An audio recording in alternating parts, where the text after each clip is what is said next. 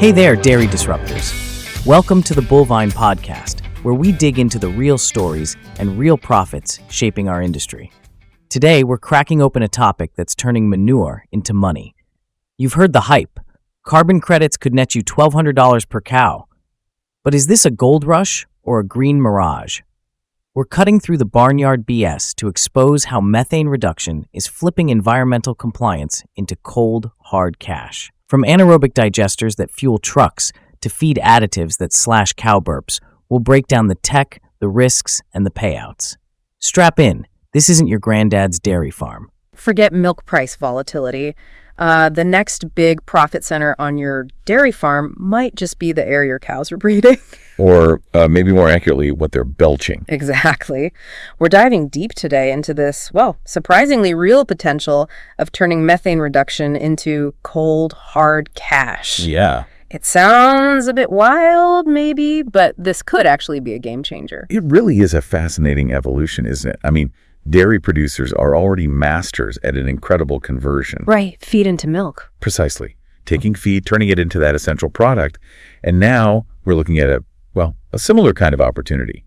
But this time, it's about transforming what's often seen as, an environmental headache. Yeah, another cost center. Into a genuine revenue stream. Yeah. It's really about spotting value in a whole new place on the farm. Absolutely. And let's face it, the moment we hear environmental initiatives, the first instinct for many of us is probably to brace our wallets, right? It often feels like just another cost, right up there with keeping somatic cell counts low or navigating the latest farm program updates. Sure. But our sources this week, they actually paint a pretty different picture. They highlight some really forward-thinking producers who are kind of quietly tapping into profits that could maybe even rival those top-tier component premiums we all chase. That's interesting. Yeah, the core message seems to be either you're positioning yourself to gain from cutting methane or, you're potentially leaving a serious chunk of change on the table. And that really is the core of it. Yeah. Dairy farmers are experts at optimizing one biological process, right? Milk production. Right. Now, there's a pretty strong case to extend that expertise to another emissions. Okay. Look, the global push to address agriculture's environmental footprint, that's not going anywhere. No, definitely not. So the real question for you, the listener, isn't necessarily if you'll need to think about reducing emissions, but how you'll approach it. Right. Proactive or reactive. Exactly. Will you proactively turn this into an advantage, maybe a new income source? Or will you find yourself sort of playing catch up later? And this whole system, by the way, revolves around something called carbon markets, right? Driven by regulations like the Low Carbon Fuel Standard, the LCFS in California, right, and the Federal Renewable Fuel Standard, the RFS. Yeah. These are basically systems that put a value on reducing emissions. Okay, let's unpack this because I know what's going through a lot of your minds right now. Yeah. Is this carbon gold mine talk actually legit? Or is it just, the latest shiny object being waved around by consultant? Maybe right up there with those milk price forecasts that always seem a little optimistic. Yeah, I agree. We've even seen some pretty eye-popping figures circulating like $800, even $1,200 extra per cow annually from these programs. Right. So what's the real story? What's the unvarnished truth here? Yeah, it's really crucial to inject a strong dose of reality here.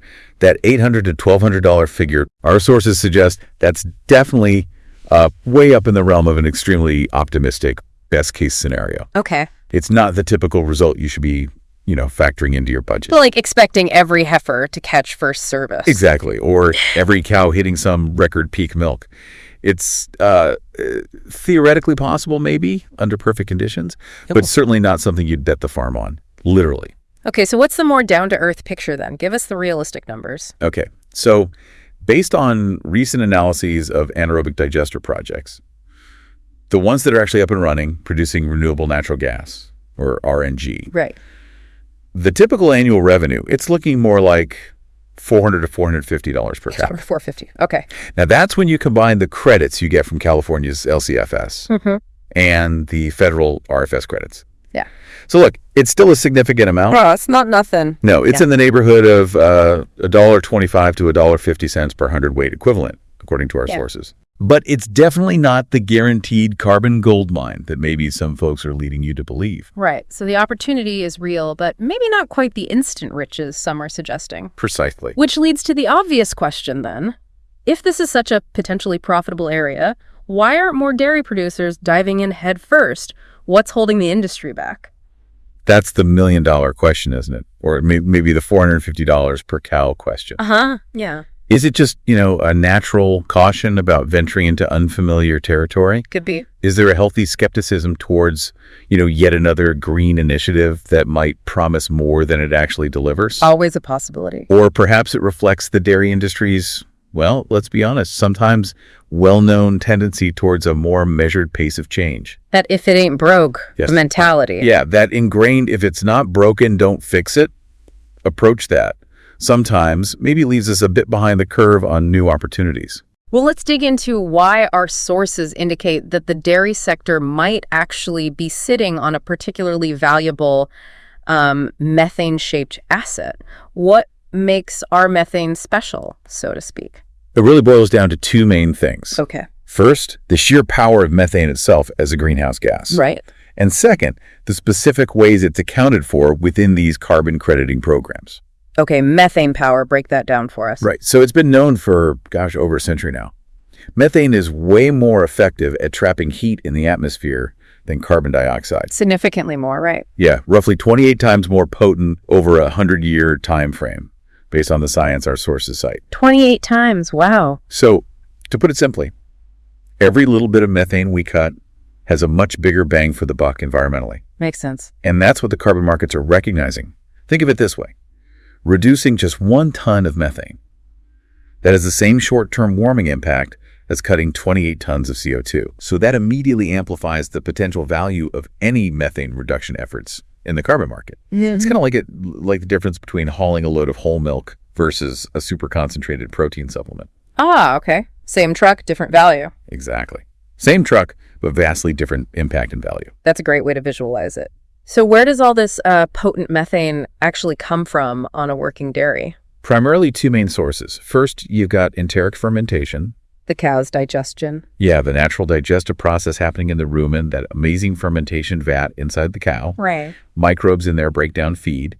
And, well, as a byproduct, they produce methane. And that comes out how? Mostly through belching. Yeah. Eructation is the technical term. Gotcha. And those high-producing Holsteins, the ones cranking out incredible milk volumes. Yeah. Each one can release over 500 liters of methane. Yeah.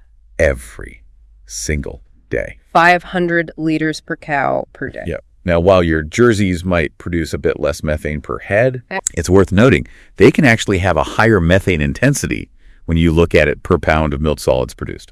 Interesting nuance there. Okay, so that's the cows themselves. What's the second big source? The second major contributor is manure management. Ah, the lagoons. Exactly. When manure decomposes in an anaerobic environment, meaning without oxygen. Like in a big lagoon or a deep pit. Right. It also releases methane. And just to give you a sense of the scale, our sources mention a large, say, 5,000 cow freestall operation with a sizable lagoon. Yeah.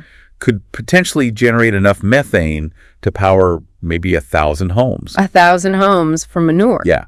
That's a significant energy source, just, going up into the atmosphere currently on many farms. Wow. Okay. So potent stuff coming from both ends, so to speak. Pretty much, yeah. Now, you mentioned this exceptionally favorable treatment under California's LCFS. What's so special about that particular regulation? Okay, this is where it gets really interesting from a market perspective. The LCFS assigns negative carbon intensity scores to dairy, renewable natural gas, or RNG. Negative scores. How does that work? They specifically give credits for what they call avoided methane emissions. Nah. Essentially, they're recognizing and actively rewarding the prevention of that potent methane from ever entering the atmosphere in the first place. So it's not just capturing it, it's the avoiding part that gets the credit. Exactly. And this particular accounting approach is what creates this really significant value for dairy RNG projects that can tap into that California market.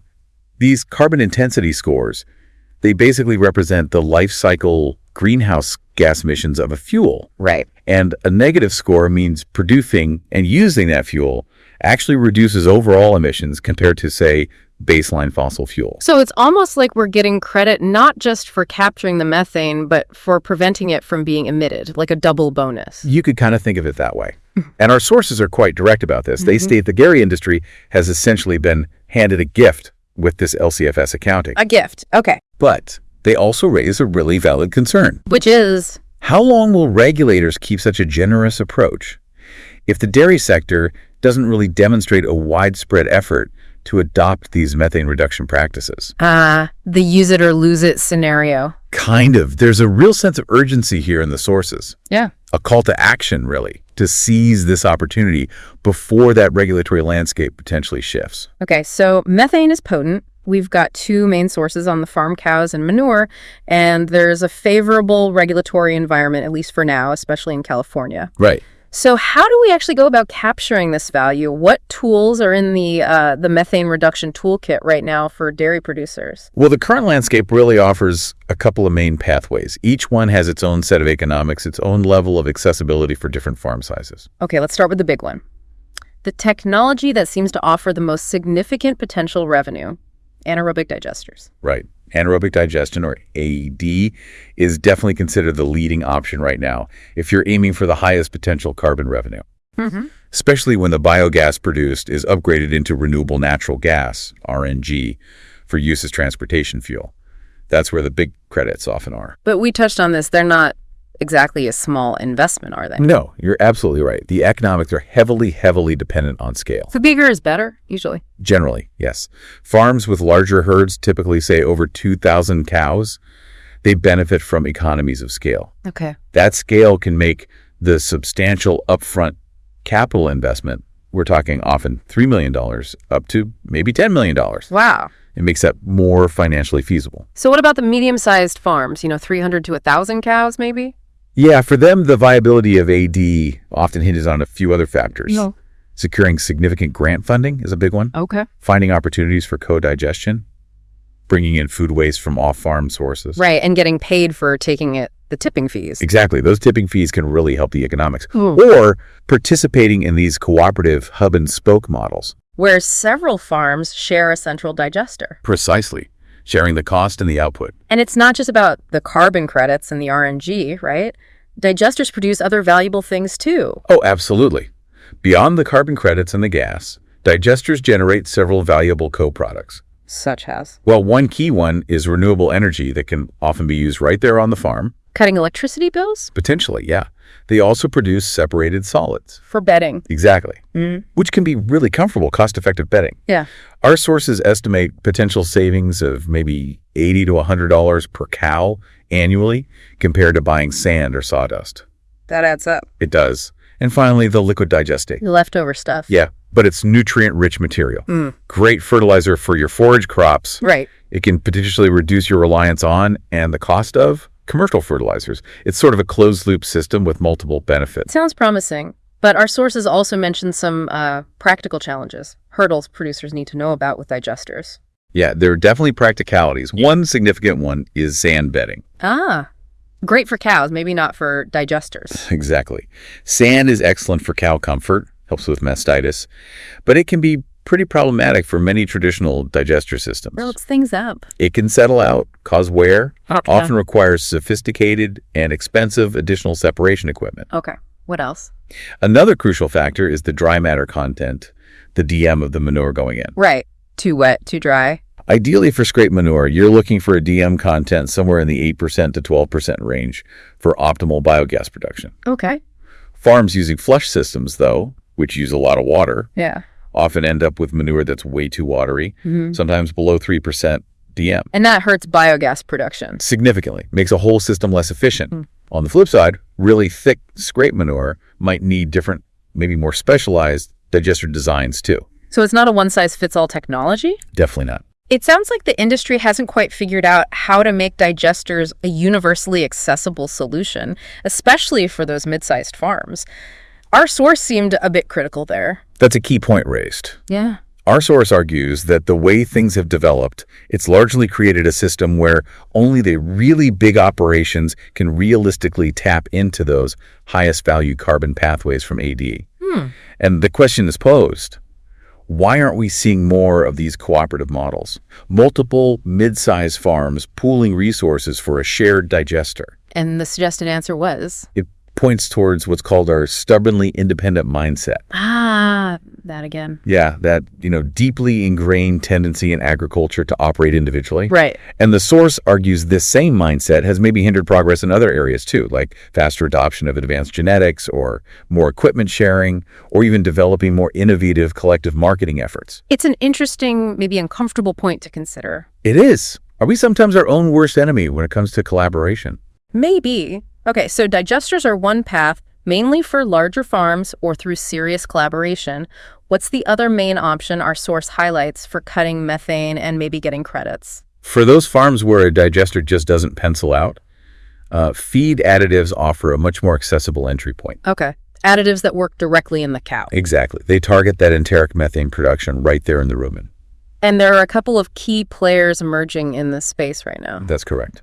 Our sources highlight two leading options becoming more available in North America. First one? First is 3-nitroxypropanol, usually called 3-NOP, sold under the brand name Bovaer, developed by DSM Firmenich, marketed here in the U.S. by Elanco. And how does that one work? It basically works by inhibiting a specific enzyme in the rumen, an enzyme that's crucial for making methane during normal digestion. Gotcha. And the reduction. Studies pretty consistently show 3-NOP can cut enteric methane in dairy cows by somewhere in the range of 25% to 30%. 25 to 30%, that's a pretty significant chunk. It really is. But what about the economics? Our source indicated they're a bit nuanced. They are. The additive itself, it has a daily cost, somewhere around, say, 15 to 30 cents per cow per day. Okay. Now, economic analyses suggest the direct performance benefits, like maybe slightly more milk, might not always completely offset that cost on their own. Ah, so you need something else. Exactly. This is where the revenue from carbon credits becomes really critical for the overall economics of using 3-NOP. Makes sense. Break-in estimates, they vary, of course, depending on the carbon price and farm performance. But they can range from maybe $0.10 up to $0.45 per cow per day needed from credits. So it really hinges on what those carbon credits are worth at any given time. Absolutely. It's not necessarily a guaranteed profit driver just from the feed efficiency side. Right. Our source actually makes an interesting comparison to RBST back in the day. Oh, yeah. How so? Well, RBST was an additive with a proven physiological effect, right? Sure. But its adoption required farmers to really pencil out the return on investment for each dose. Right. You had to do the math. Same idea here. With these methane feed additives, a precise economic calculation, carefully factoring in that potential carbon credit revenue, is absolutely essential before you commit. Good analogy. Okay, what's the other feed additive mentioned? The second one highlighted is Agalin ruminant. Agalin. This one's a blend of essential oils. It's received certification from the Carbon Trust for its methane-reducing properties. That's reduction level. It's generally more modest with Agalin, somewhere around 10% to 11% methane reduction. Okay, less reduction than 3-NOP. Right, but the suggestion is it might offer a more favorable overall economic picture. How? Through potential improvements in feed efficiency and maybe increased milk production. Some analyses cited suggest benefit to cost ratios over 12 to 1 just from performance improvements alone. Wow, 12 to 1. Yeah, with any carbon credits generated them being sort of additional financial upside. So the economic justification might be stronger even without relying heavily on the carbon market. Potentially, yes. It's presented as maybe a more holistic benefit proposition, less solely dependent on fluctuating credit prices. Interesting. So how easy are these additives to actually use day to day on a farm? For dairies already using computerized feed management systems, platforms like FeedWatch, Easy Feed, TMR Tracker. Yeah, lots of farms have those now. The implementation can be pretty straightforward. How so? Those systems can easily track and document the inclusion rates of the additives in the TMR. Okay. And they often track dry matter intake too. Both are absolutely critical data points for that verification process you need for carbon credits. Right, the MRV we talked about. Exactly. So if you're already using those systems for managing feed, adding another layer to track an additive isn't usually a huge leap. That makes sense. If you're dialed in on feed management, this fits right in. Pretty much. But our source also had some rather pointed words for dairy nutritionists in all this. Yes, the source was quite direct there. stating that many dairy nutritionists aren't yet proactively bringing up methane reduction strategies or these feed additive options with their clients. Why not, supposedly? The suggestion is they might still be somewhat entrenched into more traditional mindset. Focused only on milk per cow. Primarily, yeah. Maximizing milk output, maybe haven't fully embraced the growing importance of, environmental sustainability and the potential revenue streams tied to cutting emissions. Okay. So the call to action from the source is for producers, for you, to actively engage your feed advisors. Ask them. Demand they bring these methane reduction opportunities and the economics behind them to the table. Push the conversation. Yeah. It represents a potential shift in what we traditionally expect from nutritional consulting. Okay, so we figured out some ways to actually reduce the methane digesters, additives.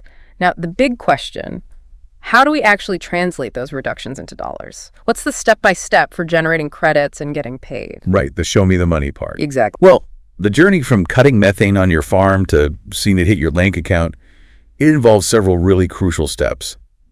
And our source emphasizes it's a process many might underestimate at first. Okay. It's kind of likened to the effort and detail needed to consistently hit those top quality premiums from your co-op. Yeah. Takes work. Definitely. The reward's there, but you have to actively work the system, meet the criteria, follow the protocols diligently.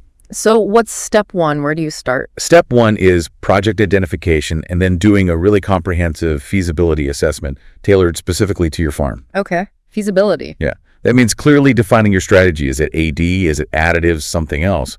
Then rigorously evaluating if it's technically suitable for your setup. Makes sense. Then you need to realistically estimate the potential methane reductions you can actually achieve, not just pie-in-the-sky numbers. Right. Carefully project all the costs, upfront capital, ongoing operational costs, and thoroughly explore all potential revenue streams, not just carbon credits, but co-products, efficiencies, everything. Treat it like a major investment. Absolutely. The analogy used is perfect. You wouldn't build a new parlor without calculating throughput, labor needs, projecting ROI, right? Of course not. Same level of due diligence needed here. And be really wary of developers who only show you those rosy best-case scenario projections without a transparent look at risks and downsides. Good advice. Okay, feasibility done. What's next? Step 2 is selecting a recognized, reputable carbon crediting program and identifying the specific methodology within that program that fits your project. Okay, programs like Verra, CAR. Exactly. Verra, the Climate Action Reserve, CAR, American Carbon Registry, ACR, those are some of the main ones. Right. Choosing a program is sort of like deciding, are you going for organic certification, conventional, A2, grass-fed. Okay. Each has its own rule book. Precisely. Each comes with its own specific set of rules, management practices, verification protocols you have to follow. Gotcha. So pick your standard, pick your methodology. Step 3. Step 3 is often a critical, sometimes tricky one.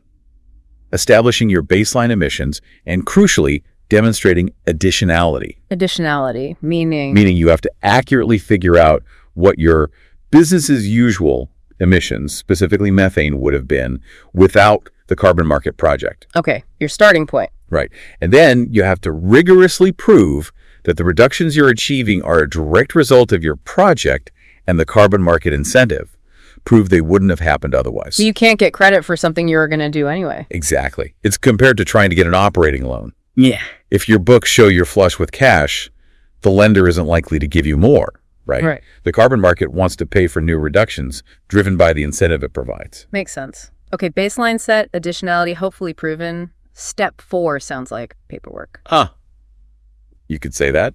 Step 4 is all about implementing rigorous measurement, reporting, and verification. CAMRV. Measurement, reporting, verification. Okay. Carbon markets put a huge premium on integrity and accuracy, so they demand meticulous documentation to back up your claims. What kind of documentation? Well, for digesters, it typically means continuous tracking of biogas flow rates. Okay. Periodic lab tests for methane concentration, detailed records of animal numbers, manure inputs, stuff like that. And for feed additives? You'd need to diligently track inclusion rates in the ration, measure feed intake, maintain really comprehensive herd health and production records. Sounds like DHIA verification or an organic audit level of the very similar level of detail and consistency required, Yeah. The good news is many progressive dairies already have systems that can help with this. Right, farm management software. Exactly. But as our source points out, farms still relying on, very basic or incomplete records, they'll likely face real challenges meeting these strict MRV requirements. So data-driven farms are better positioned? Generally, yes. If you're already tracking somatic cell by string or preg rates by lactation group, you likely have the infrastructure and the mindset for MRV. Gotcha. Solid records are non-negotiable. Okay, finally, step 5, the payoff. Getting paid. Yes. Step 5. Monetize your reductions. How does that work? Once an accredited third-party verifier successfully confirms your claimed reductions are real and meet the standard, Right. you get issued carbon credits. Each credit represents a quantifiable amount of avoided or reduced emissions. And then you sell them. Yep. You can sell these credits through various channels. Specialized carbon brokers exist. Okay. You might have direct contracts with companies looking to offset their own emissions. Right. Or you might work through partnerships with the project developer or an aggregator you teamed up with. Like selling milk, different channels, different buyers. Exactly. Just like milk can go fluid, cheese, powder. Carbon credits can be marketed differently depending on the buyer, the project specifics, and the market they're sold into. Okay, so it's a definite process. It demands detail, data, good partners. Now let's zoom back out. Think practically for farms of different sizes. What's the most sensible approach for small, medium, large dairies looking at this? Yeah, the optimal strategy really does vary significantly with scale and resources. Our source gives a helpful breakdown by herd size. Okay, let's start big. Over 1,000 milking cows. What's the play for them? For these larger operations, the recommendation really leans strongly towards seriously considering those capital-intensive technologies, anaerobic digesters. Especially RNG for compliance markets. Exactly. Especially systems designed to capture biogas, upgrade it to renewable natural gas, and get it into pipelines for those compliance markets like California's LCFS and the federal RFS. Because they have the scale. Right. Their sheer volume of milk and manure means they can achieve the economies of scale needed to make that big upfront investment. The $3 to $10 million potentially pencil out, especially when they can access those higher value LCFS and RIN credits for transportation fuel. Any examples? Yeah, our source shares a pretty compelling anecdote. A large Western dairy, about 5,500 Holsteins. Okay. Their on-farm digester is apparently now generating more annual profit from carbon credits and RNG, about $1.4 million after expenses, Wow. than their core milk production business, which netted $1.2 million in what was considered a good year. That's incredible. The environmental side project out-earning the main business. It's a dramatic illustration of how this can evolve from a side benefit to maybe even a primary economic driver for some large operations. Okay, really highlights the potential at scale. Now, what about the mid-sized farms? Say 300 to 1,000 cows. Standalone AD sounded tougher for them. You're absolutely right. The economics of a big standalone digester are definitely more challenging for mid-sized farms, spreading that capital cost over fewer cows. So what are their options? Our source highlights several paths. Actively pursuing and landing significant grant funding is key.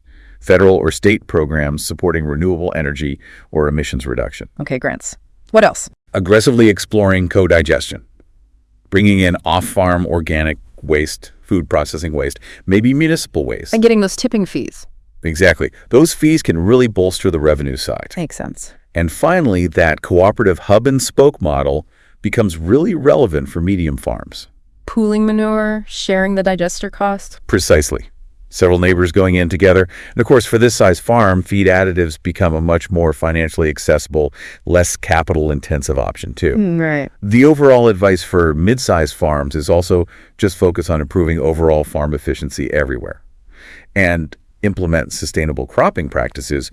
Those can have their own carbon benefits too. Like deciding whether to buy your own combine or just hire custom harvesting. That's the analogy used, yeah. The combine is expensive capital. Custom harvesting might cost more per acre, but avoids the huge outlay, maintenance, maybe underutilization. Sometimes this is the smarter financial choice for a medium operation. Good comparison. Okay, that covers medium farms. What about the smaller dairies? Under 300 cows. Sounds like individual AD is mostly off the table. Generally speaking, yeah. The economics for an individual on-farm digester just typically don't work for smaller farms under 300 cows. Unless there are really exceptional local circumstances, massive subsidies, maybe a golden co-digestion opportunity right next door. So what should their focus be? Primarily, carefully evaluating those methane-reducing feed additives. But with careful math. Absolutely.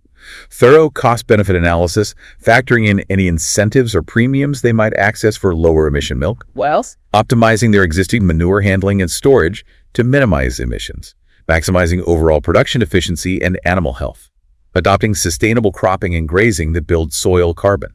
And for carbon markets specifically. To really participate effectively and get marketable credit volumes, smaller farms will almost certainly need to collaborate, partner with aggregators. Entities that bundle credits from multiple small farms. Right. Bundle those smaller reduction volumes into a larger, more attractive package for buyers. And the source was a bit pointed here, too, about collaboration among smaller farms. Yeah, quite direct, pointing out that while smaller farmers are often vocal about challenges they face, they've historically been maybe slower to form the kinds of collaborative structures needed to effectively tap into emerging opportunities like these carbon markets. Ouch. But maybe a fair point. Something to consider anyway. Okay, so collaboration and finding the right scale seem key, regardless of size. Now, this idea of early adopters, is there a real tangible advantage to getting in sooner rather than later? Our source strongly suggests, yes, there is a significant early mover advantage to be gained. How so? What are the benefits? Several potential ones.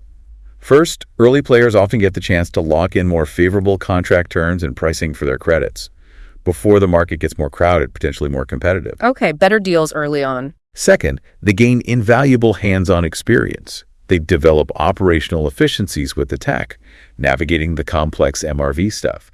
That can lower costs and improve performance over time. Learning curve advantage. Exactly. Third, being seen as an early adopter, a leader in sustainability that can seriously enhance your farm's brand, build goodwill with processors, consumers, your local community. Good PR, basically. Can be, yeah.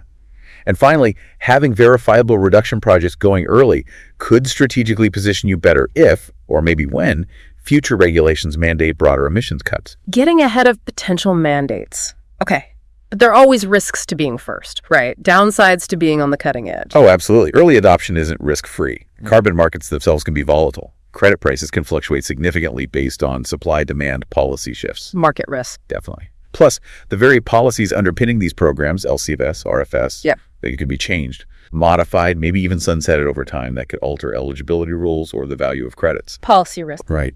The analogy used in our source is insightful. Compare it to the early days of robotic milking.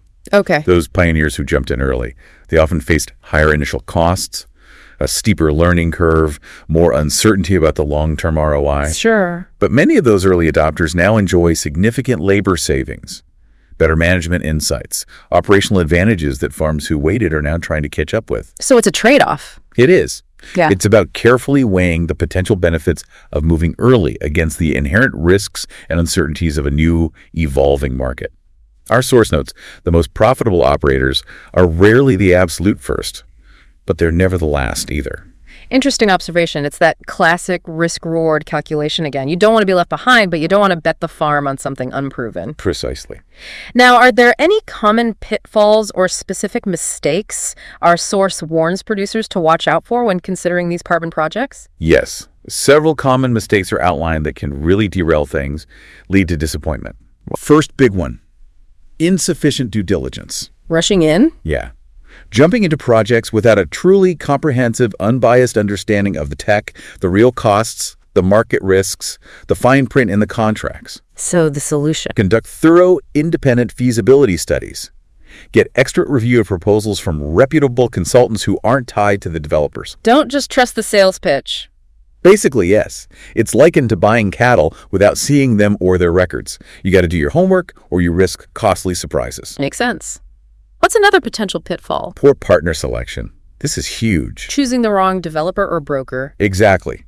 Engaging with project developers, brokers, or even verifiers who are inexperienced, lack a solid track record, or worse, might be disreputable. How do you avoid that? Thoroughly check credentials and experience. Demand references from similar successful projects and actually check them. Verify they adhere to industry codes of conduct. Like vetting your AI tech or feed supplier. Same level of scrutiny needed? Absolutely. A bad partner choice here can lead to significant financial loss and project failure. Okay, partner integrity is key. What else? Inadequate record keeping. We keep coming back to this, but it's critical. The MRV Foundation. Right. Robust, accurate systems for consistently collecting, managing, and reporting all that monitoring data are essential for the credibility and the value of your credits. Solution. Clear, documented MRV protocols, calibrated, maintained equipment, meticulous, auditable records. Like antibiotic treatment records, consequences for messing up. Good analogy. The consequences might be different, but the need for accuracy is just as high. Got it. Any other common mistakes? Misunderstanding the complex rules. Of the carbon programs themselves? Yeah. Not fully grasping the nuances of additionality criteria, or maybe long-term permanence obligations for some projects, or the very specific technical requirements in the methodology you chose. So how to tackle that? Work closely with knowledgeable advisors who really understand these intricacies. Take the time to study the program rules and guidelines yourself. Don't just skim the surface. No. Our source Riley comments that navigating carbon markets can sometimes make federal milk marketing orders look straightforward. Huh. That's saying something. Underscores the need for expertise. It really does. Okay, and is there a final key pitfall producers should be aware of? Yes. Guarding against unrealistic financial expectations. The initial hype we talked about. Partly that, yeah. Not overestimating potential credit prices or co-product values, while at the same time underestimating the total costs, capital, operational, administrative, transaction costs. So be conservative. Use conservative assumptions in your projections. Run sensitivity analyses. What happens if credit prices drop? What if costs are higher? Plan for reality, not just the best case scenario. Exactly. We've all seen optimistic projections where everything goes perfectly. Real farms, real projects, rarely unfold without bumps. A realistic financial understanding is crucial. Okay, so the key takeaway seems clear. Go in with eyes wide open, do your homework, pick partners wisely, keep meticulous records, understand the rules, be realistic about the money. That sums it up pretty well. All right, we've covered a massive amount of ground in this deep dive. Let's try to bring it all together. What's the ultimate bottom line for our listeners? Is carbon farming the right move for every dairy operation today? Well, our source concludes by reiterating that while that $800 to $1,200 per cow figure might be the optimistic upper limit, right, genuine, potentially significant financial opportunities do exist for producers willing to do the due diligence and strategically engage. But success isn't guaranteed. No, the real key lies in those things we just discussed. Thorough independent feasibility studies, selecting appropriate tech and trustworthy partners, implementing robust, verifiable MRV, and proactively managing the risks. And the source expressed some frustration. Yeah, a palpable sense of frustration about farms maybe delaying decisions while external consultants or developers might be shaping the narrative. So the call is for producers to take control. Exactly. Take control of the conversation. Proactively develop carbon reduction strategies that prioritize the long-term economic and environmental sustainability of their own farms first. Like that Wisconsin producer example. Right. That anecdote about the producer who integrated carbon capture, offset their supply chain footprint, earned a processor premium, and got bedding savings. That really underscores the tangible potential for those who take a strategic, proactive approach. So it sounds like the core message is really a shift in perspective. I think so. Time for producers to start seeing environmental stewardship not just as a cost or burden, but as a legitimate potential revenue stream that can contribute to the farm's long-term profitability and resilience. Okay. So for our listeners who are intrigued, maybe thinking, okay, I need to look into this, what are some immediate actionable steps they can take right now? Our source provides a solid starting list. First, proactively request a baseline greenhouse gas assessment for your farm. Know your starting point. Yep. From a qualified, reputable consultant. Understand your current footprint. Identify the main emission sources. Okay. Step 2. Take time to explore and evaluate multiple technology and management options. Don't just jump at the first proposal you see. Shop around. Compare. Exactly. Third, make a real effort to talk to other producers who've already done this. Learn from their experience. Get firsthand insights, the successes and the challenges they faced. Nothing beats peer-to-peer learning. True. Fourth, get involved in your industry organizations. Demand they prioritize developing collaborative models, providing resources to make carbon markets more accessible and beneficial for all farm sizes. Push for industry support structures. Right. And finally, number 5, if you haven't already, start diligently improving your farm's data collection and record-keeping systems now. Even if you're not ready to commit yet. Especially then. Having accurate, accessible data is absolutely foundational for any future participation. Get your data house in order Solid advice. Okay, so the carbon opportunity, it sounds like it isn't going to patiently wait for those who hesitate. Seems unlikely. It's there for the proactive, the well-informed. So the final question for you, our listeners, is this. Are you ready to actively explore and potentially mine the carbon gold mine right there on your dairy farm?